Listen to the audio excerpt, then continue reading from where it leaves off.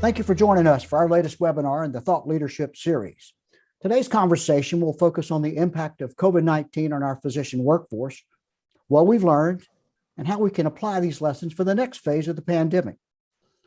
I'm Dr. Gerald Harmon, president of the American Medical Association and a family doctor in rural South Carolina for nearly 40 years.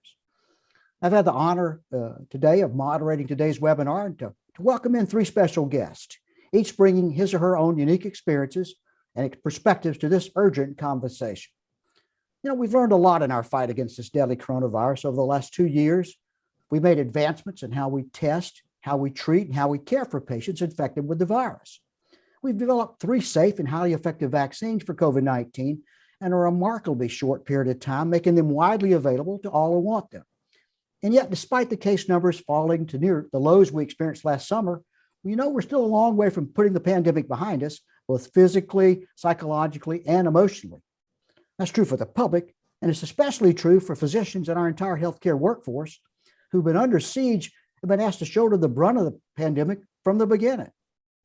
Soon the nation's going to reach the one unthinkable tally of 1 million lives lost to COVID-19 in the U.S. That's just a heartbreaking tragedy that's unlike anything we've experienced in our lifetimes. Even for physicians, people who experience grief up close and know what it feels like to comfort the dying and their families, it's difficult to find the words to express what we've lost during the pandemic. In addition to being a family physician, I'm also an Air Force veteran. I've served the country in the medical arena in the global war on terror and overseas operations after 9/11. So as a doctor and a military veteran with combat experience, I've had experience with physical and emotional trauma. I know the signs and what to look for. It's my opinion, 2 years into this tragedy, that our nation is suffering from a type of battle fatigue from our long fight with COVID, and the full impact from this cannot be measured until long after this difficult period ends. And it will end eventually.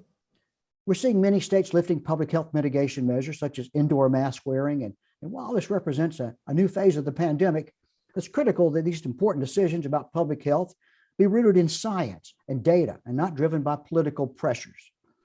Each one of us is eager to bring this painful chapter in America's history to a close, but how we emerge from the pandemic, lessons we learn and apply moving forward, the causes we fight for will go a long way towards preventing the next great health crisis from gripping our country. The actions we take now can help create a U.S. health system that better meets the needs of all people, not only the brave men and women in the medical workforce, but everyone who relies on our health system for the fulfillment of a long and a healthy life. One thing we know for sure is that while the pandemic will someday end, COVID-19 is going to be with us for the foreseeable future. So we got to understand what this means, how to protect the most vulnerable among us as we take steps to move past this pandemic and into a post-COVID changed world. With me today to talk about this are 3 exceptional physician leaders and experts in their respective fields. We have Dr. Celine Gounder, Senior Fellow and Editor at Large for Public Health, Kaiser Family Foundation, and Kaiser Health News. She's also Clinical Associate Professor of Medicine and Infectious Diseases at NYU. We have Dr. Stephen Perotti, Executive Vice President of External Affairs, Communications, and Brand at the Permanente Foundation, as well as an Associate Medical Executive Director for the Permanent Medical Group, which are parts of the California-based Kaiser Permanente Health System. And we have Dr. Georges Benjamin. His contributions to organized medicine and public health are really too great to mention here. Dr. Benjamin currently serves as Executive Director of the American Public Health Association, following his time as Secretary of the Maryland Department of Health and Mental Hygiene under former Governor Harris Glendening. Welcome all 3 of you to this special webinar, and I thank you so much for being here. Dr. Benjamin, we might start our question and answer session with you. Let's look at the topic of surveillance. Surveillance measures such as case counts or percent positivity remain important in understanding the impact of the pandemic on the community. However, as we see mild and asymptomatic infections increase and unreported at-home testing become ubiquitous, how can we adapt surveillance measures to address these scenarios, and what improvements could we make to our public health surveillance programs? Well, the good news is that we really know how to do this. We really have ongoing surveillance programs for a variety of diseases. And while we started this pandemic with basically doing disease surveillance and case counts based on really controlled testing that happened in hospitals and health departments, Now we're going to move to more population-based surveillance efforts. So we'll have laboratories that will be pre-designated and providers that will be pre-designated to send in samples. Those will give us a sense of what's happening. We can also do very sophisticated studies so that we don't lose the variants that are out there. And using mathematical models, we'll be able to do and manage how many cases are out there and really follow the trajectory. But let me also add the fact that we have this really new tool that really isn't quite new. We've done it before for diseases like polio, for example, and that is actually looking at sewage as a environmental measure. We now know that this virus is excreted in our stool, ends up in our wastewater, and we can actually track the increases and decreases through sewage. And it turns out that's a marvelous way of getting an early indicator of when you have a new disease like this, that's an infectious disease entering the community. Thanks, Dr. Benjamin. Dr. Gounder, I might turn to you and ask you about the variants. How should we address future variants that may be more transmissible? I know we're talking about even now the BA2 variant, and it could lead to severe illness, including possibly evading protection from our currently available vaccines. And then to follow on with that, do we think that maybe COVID could even become a seasonal respiratory illness, kind of like the influenza? So I think that we have to start by acknowledging that there will be more variants. BA.2, the latest subvariant of Omicron, is not the last variant we will have to contend with. And I think we need to acknowledge that reality and then prepare accordingly. And so that includes really investing in surveillance. We have dramatically ramped up the surveillance that we're doing for variants over the past year or more, but there's much more work to be done on that front. And there are some specific gaps. Some of that is geographic. Some parts of the country are doing a more complete job of surveillance for variants than other parts of the country. But we also have a black hole when it comes to transmission in non-human species. We have now seen SARS-CoV-2 being transmitted not just by what we think is the original host, bats, but also any number of other mammalian hosts, so deer, rats, mink, and so on. And so unless we also extend our surveillance efforts to include animal transmission, we could be flying at least partially blind as to what there may be to come. Now, variants can be more transmissible. They can be immune evading, as you alluded to. I think the good news is that even with a more infectious or transmissible variant, we have very, very good tools to prevent infection and disease. I think where it becomes more challenging is if we do have to contend with a truly immune evading variant. Delta and Omicron were partially immune evading, then we may find ourselves having to change our tools, in particular our vaccines, and update our vaccines. Fortunately, our current vaccines have remained effective, particularly if given a booster, we're able to override some of those immune evading effects. But we may find ourselves at some point in a place where we do need to update our vaccines because of immune evasion. As to whether COVID is likely to become seasonal or not, we don't know the answer to that yet. It may, but seasonal may also mean different things in different parts of the country, where seasonal in New York City, where I am, might be from Thanksgiving through January over those holidays, and seasonal in other parts of the country, say Florida or other parts of the South, where they have very hot, humid summers. Their seasonal might be the summer months when people go indoors to have that air conditioning to stay out of the heat. And so much of this still remains to be seen. Great insight. You're exactly right. The season's almost in the eye of the beholder, for sure. No question of it. Dr. Brody, I'm going to call on you if you would think about it. How can we continue to communicate? And I do this almost daily, even in my practice today, that vaccines and boosters are important, especially as we start thinking about moving past the pandemic. And a couple of other questions to follow up. Could our COVID vaccine boosters become part of our yearly vaccinations, much as the annual flu vaccinations? And then I may give you a follow-up question about legal challenges and mandates for healthcare workers. But Steve, if you could answer whether we need to communicate that vaccines and boosters are important as we move past the pandemic. I'd appreciate your insight on that. Yeah, and this is a great question, Dr. Harmon. And when I think about it, there are multiple levels of communication need to be happening. So one is what's happening in our own offices on a day-to-day basis and laying the groundwork of an understanding that there's evolution of what's going on with the variants, with the virus. We know that immunity, even vaccine-based immunity, has a time duration to it, and that it's time limited. And to set the expectation that don't be surprised, there will be another vaccine probably coming in your future. And even laying the groundwork, and I can tell you just in my personal practice, the conversations are, it may be annual, at least for a time limited period, that expect new recommendations, not just for adults, but bringing that into our pediatric practices, and explaining those variations, knowing that we are in different series levels. You know, the 6-month-olds to 5-year-olds are going to be in a different place than, say, people that are between 5 and 12. And so being able to lay those expectations out in our individual practices is number one.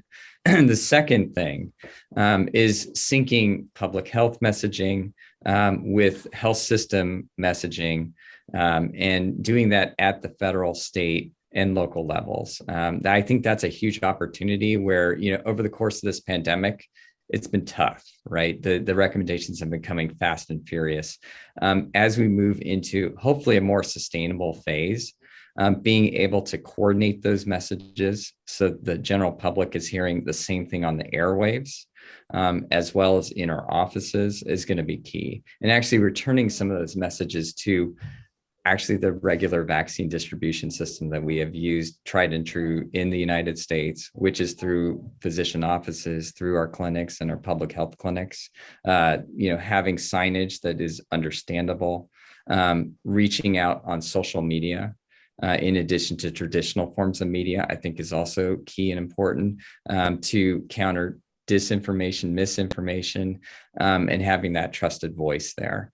And by the way, it's not just physicians, it's incorporating other practitioners, nurses, our trusted voices. So arming them with these messages, I think, is going to be key. When I think about, is this going to become annual in nature? I think we know enough now that, we referenced BA2.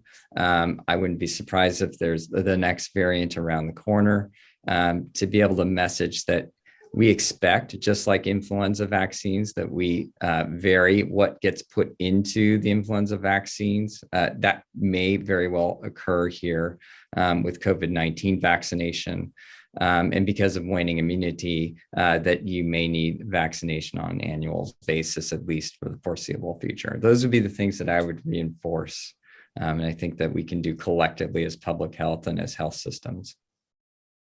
Thanks, Dr. Prody. That aligns with what I'm seeing in my practices. And I might ask Dr. Gowner or Dr. Benjamin about their perspective on vaccines, and with particular, maybe a commentary on vaccine requirements for healthcare workers. We've had it in my local healthcare system. It's been federally supported in the Supreme Court system about healthcare workers being expected to participate in vaccine programs. Would you comment on that? Should businesses require employees to be vaccinated? There's also been some ruling about that. And I have local issues here in my school district where the teachers have been expected to be vaccinated as well. We know the vaccines are eligible for those ages 5 and up. It strikes me as a public health issue that we vaccinate as many eligible as we can in order to provide the best immunity and the best public health protection. But Dr. Benjamin, if you and Dr. Gowner would comment on that, I'd appreciate your thoughts. All right. Let me just say, I believe we absolutely have to normalize these vaccines. I'm a strong proponent of healthcare workers being vaccinated. When I was practicing clinically, absolutely was vaccinated, and I've carried that practice, now throughout my life. It protects me, it protects my patients, it protects my loved ones. So when you have a disease that is so highly infectious and has the potential to be so highly lethal, it's absolutely essential that healthcare workers in the environment in which we practice, where people are so vulnerable, that they absolutely need to be vaccinated. Now, the issue around workers, it depends on what you do. Certainly, there may be people that may not need to get periodic vaccinations as a mandate. I would still recommend it clinically so they can protect themselves and their families. But if you work in a meatpacking plant, for example, you're working in very close quarters to others. You need to be vaccinated. If you're working in a setting in a school where children are there and those children are highly vulnerable, those teachers need to be vaccinated as well. If you're sitting at home, Zooming all day, and somehow you can protect yourself, you have a less of a need to protect others. But you've got grandma, you've got family members, and again, my clinical recommendation would be that they do that. Dr. Grounder, your thoughts?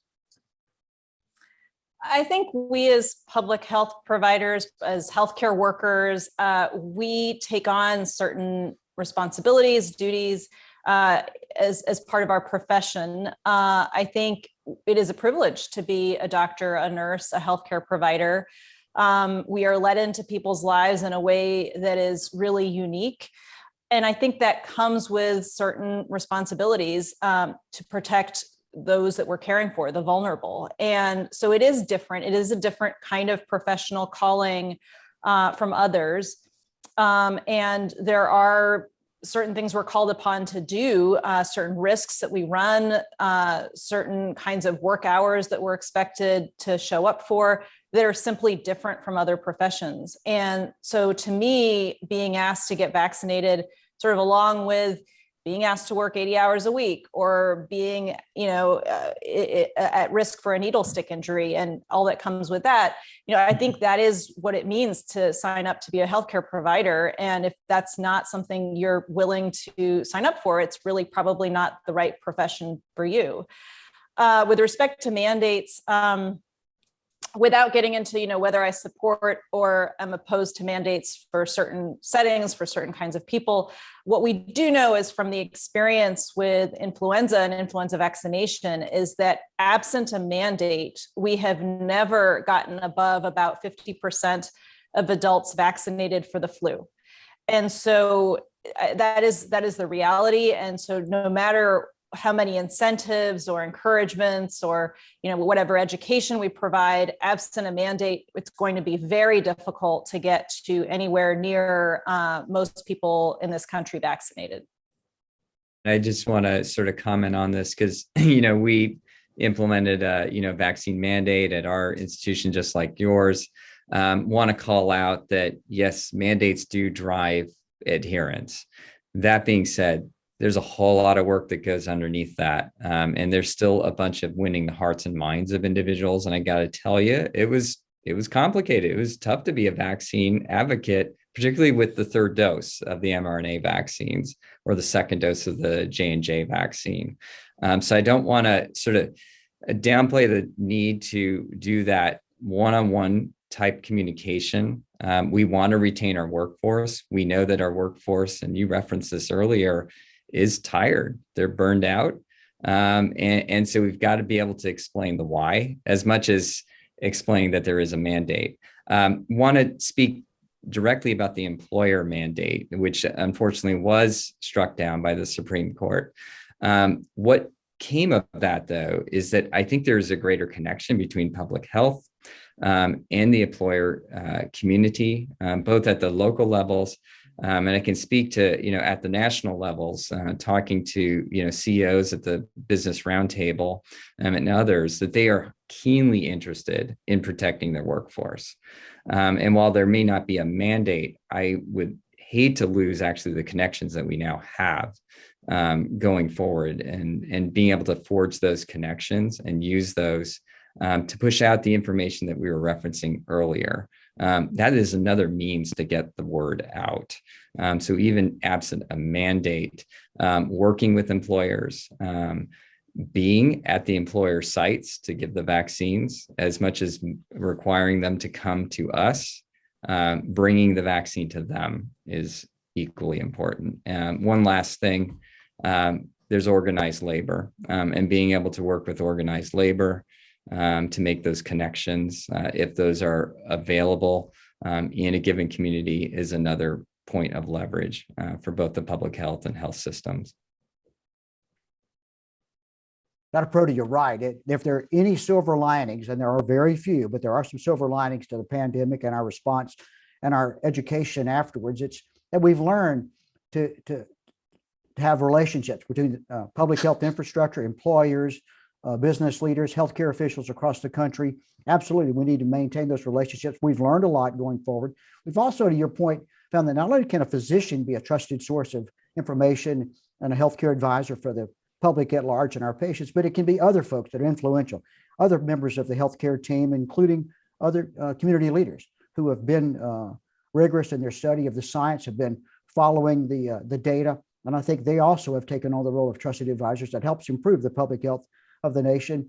And I would also comment, Dr. Gowner, that when you talked about it's a privilege to be a doctor, it sends chills up my spine. It's a privilege to be a healthcare worker, because it is such a privilege to be able to take care and earn the trust and keep the trust of our patients who give us their most vulnerable patients, but their most vulnerable family members, their most prized possessions, and they trust their lives to us. So it is a responsibility, and part of that is becoming vaccinated and becoming as safe a repository of healthcare for them. When they come to me, they want to know that I'm doing my best not to spread illness among them and their loved ones. So all of those are very good points, and I appreciate it. I want to comment on something else that we've talked about.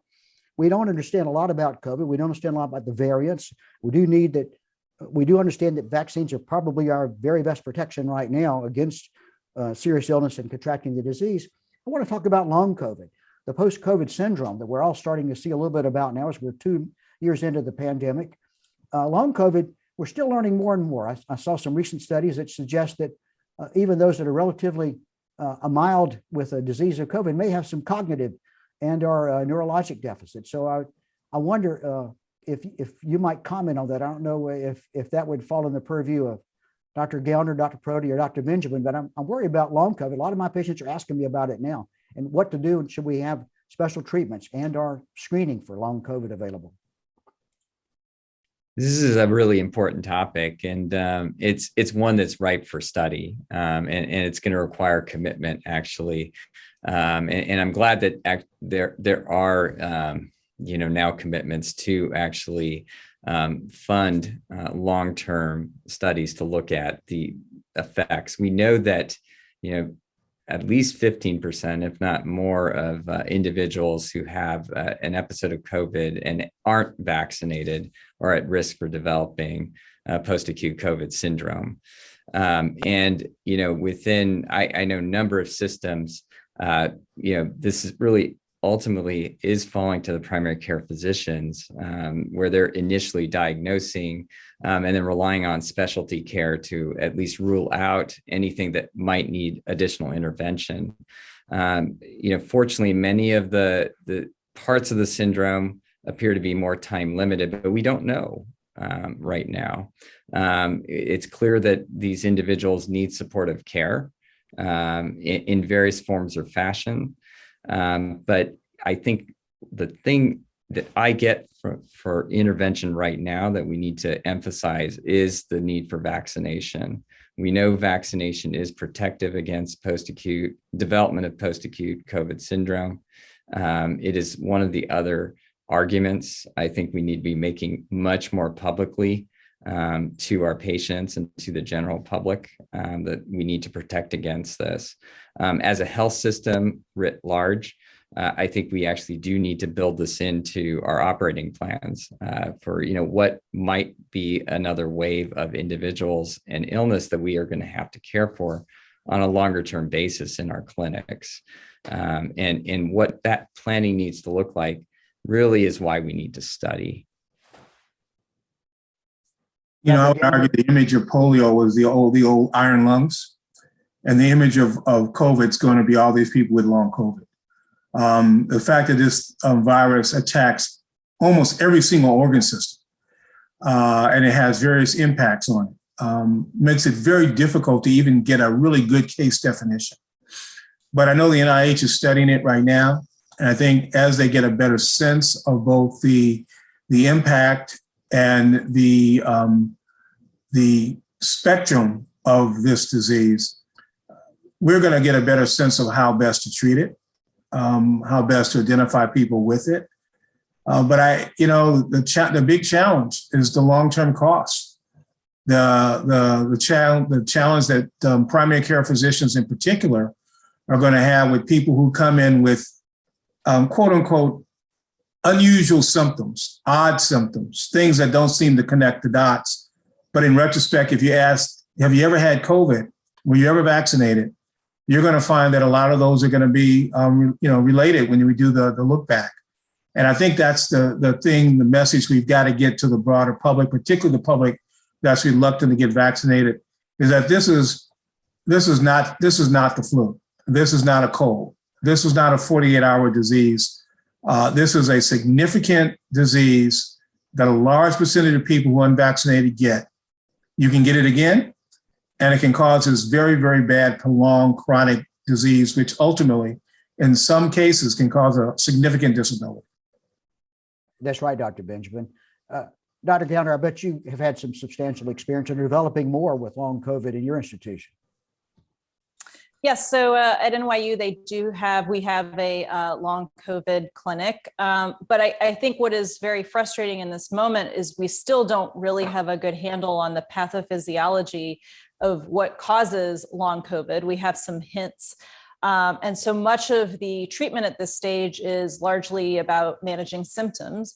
I do think with respect to research on long COVID, there are some areas that really should be urgently tested in terms of therapeutics, including not just how well vaccines prevent long COVID and whether boosters might help further reduce the risk, but also some of the therapies that we currently have. So for example, if you test positive for COVID and you are rapidly initiated on Paxlovid, which is one of the new antiviral drugs for COVID, how much does that reduce your risk of progressing onto long COVID? Does monoclonal antibody treatment also reduce your risk of progressing to long COVID? And there are a number of immune modulators that have also been used for the treatment of severe COVID. Would those also reduce your risk of progressing to long COVID?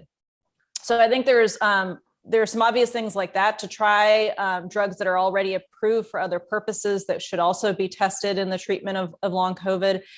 And then understanding that it may be a while yet before we have really definitive answers as to how best to prevent, with the exception of vaccination, how best to prevent long COVID, how best to treat it. Is it curable? I think you are going to have a lot of people who continue to suffer, who may not be able to work.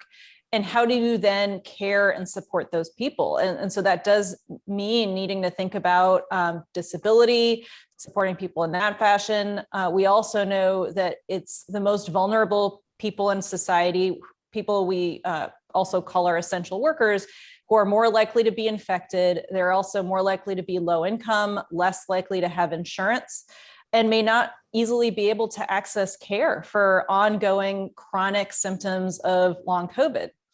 And just this week, in fact, as we're speaking, a program for uninsured persons in this country to access treatment and diagnosis has evaporated. The funding is no longer there. And next week, we will no longer have funding for providers to administer vaccines to uninsured persons. And so these are very important gaps that will definitely have an impact on people who have long COVID and who are under or uninsured. Dr. Gowner, you're right. And we know, those of us on this webinar today, we know that historical injustices were magnified with Black, Indigenous, and other people of color communities severely, disproportionately impacted by COVID-19. To your point, and we're concerned now about funding for further testing and treatment available that it could even further disproportionately impact those marginalized communities. What strategies can we do beyond, of course, what we're going to do, push for continuing funding for that? What other strategies among this group could y'all recommend that might eliminate policy and systemic barriers and ensure that our COVID-19 response is equitable across all our communities? Well, I think we need to fund public health. I think the healthcare system is really designed to provide clinical care to individuals. It's not designed at least right now, to provide population health and to really ensure equity and the care of vulnerable populations. And so I think there's a lot that the public health sector could be doing if appropriately funded, staffed, and empowered to do that. So I think that is one important area. I think the other is understanding that Americans are very individualistic, and you may not be able to get vaccination rates as high here as in other countries. And so that means thinking a bit about if you're looking at things through an equity lens, how else can we achieve equity? What are the other tools at our disposal? And which of those tools do not rely on individuals to take action, do not rely on individuals to seek something out or comply? And those kinds of interventions are more structural. So things like, as I was mentioning, around disability is one, providing people with paid sick and family medical leave so that they, if they're sick, can stay home and still make rent, so that if their child is sick, they can stay home with their child and not be spreading the virus in school. I think, unfortunately, a lot of families find themselves in a catch-22 where they have to go to work sick. They have to send their child to school sick because they have no other affordable option. Another example of a structural kind of intervention that's really important for preventing COVID is improving indoor ventilation and air filtration. It is not perfect, but neither are the vaccines. All of these interventions are additive, synergistic, and by making those kinds of improvements, you can also reduce the risk of transmission in public settings, including schools, government buildings, workplaces. And again, does not require individuals to take action. But these are structural interventions that do cost money in some form. And so that does mean having people at a government level or for an industry to decide this is a priority and to pool resources to make these things happen. I'm worried. I'm worried right now that given all of the other attention being given to other issues that are rightly so occurring in this world right now, the lack of funding for just basic testing, for basic surveillance is a real issue. And we can't lose our sight on the fact that the pandemic is not yet done. Secondly, funding that was earmarked or targeted towards public health right now is held up at the federal level. That needs to be restored, needs to be built back into some kind of funding mechanism because we know that the public health infrastructure is not what it needs to be. But let me just build on something. And again, this is maybe a silver lining, is that the community health centers, the FQHCs, the health systems, public health, and actually community centers came together to form vaccine stations, testing stations.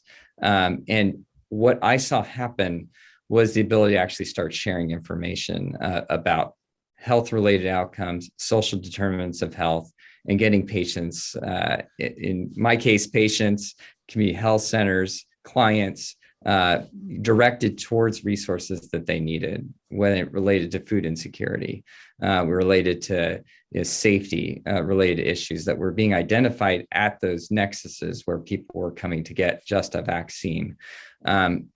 What I'd like to see built is an infrastructure where there is actual health information exchange occurring between public health, a health system like ours, or physician offices and community clinics.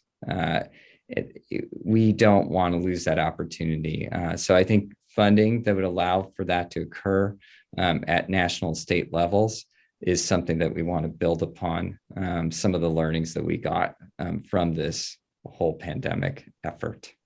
Amen, Dr. Brady. Dr. Benjamin, I bet this is music to your ears to know that our panel of experts is so supportive of increasing our public health infrastructure. Any specifics you might like to suggest that we could look forward to in a world post-pandemic? Well, I think, in the broader sense, obviously, we need to create a health system with everybody in and nobody out. We've talked about the importance of having this system. We're the only industrialized system in the world that does not have coverage for all of our citizens. We have to make sure that happens. Secondly, when we have these kinds of tragedies of a new disease entering the community, we always know what's going to happen. We always know who's going to be impacted first. And yet we don't go into the hood with those services right away. We kind of make the people come to us. So had we gone, taken the testing into the hood, had we initially taken vaccinations into the community, those kinds of things would have been dramatic in terms of their effort to at least begin the process of dealing with the disparities.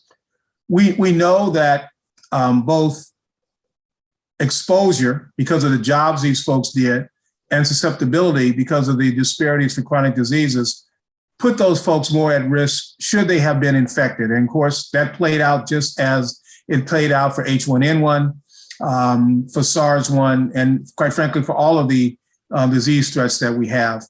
And so we've got to build systems that are in those communities and that are stronger. So Stephen talked about the importance of our community health center network. We strengthened it during this pandemic. We need to make sure that the resources stay there for that safety net program. We need to improve our telemedicine capacity. You know, we had this big debate about whether telemedicine should be funded and how much we should do. We put our foot in the water, and then the pandemic hit, and we discovered the wonderfulness of utilizing telemedicine tools to provide medical care for folks. We need to make sure that doesn't go away. We have to refine it some so that it's, you know, there are some things that we can improve on it, but we need to make sure that physicians have the capacity in their offices to engage their patients appropriately. And then I got to tell you, we've got to find a way to free up physician time and effort because physicians, quite frankly, are still spending too much time on paperwork, on administrative tasks, when we really ought to have their expertise and wonderfulness at the bedside, using that physician-patient relationship to engage their patients, to talk to their patients.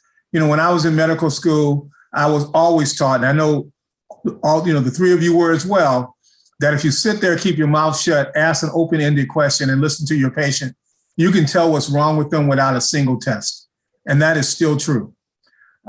So a good history and appropriately targeted physical examination will win the day every day. And we need to give physicians the time, tools, and to do that with their patients. And if we do that, we can improve health and bring down the cost of healthcare. Dr. Benjamin, that's you're right. That's also sending chills up my spine. That's what I was taught, and I still believe it every day. And I know all of us do as clinicians. 15 seconds on each other. If you had any advice for the clinicians, the public who might be looking at this webinar, and if you were king or queen for the day, what would you do to help us recover from the pandemic? Dr. Gounder, what would you do, doctor?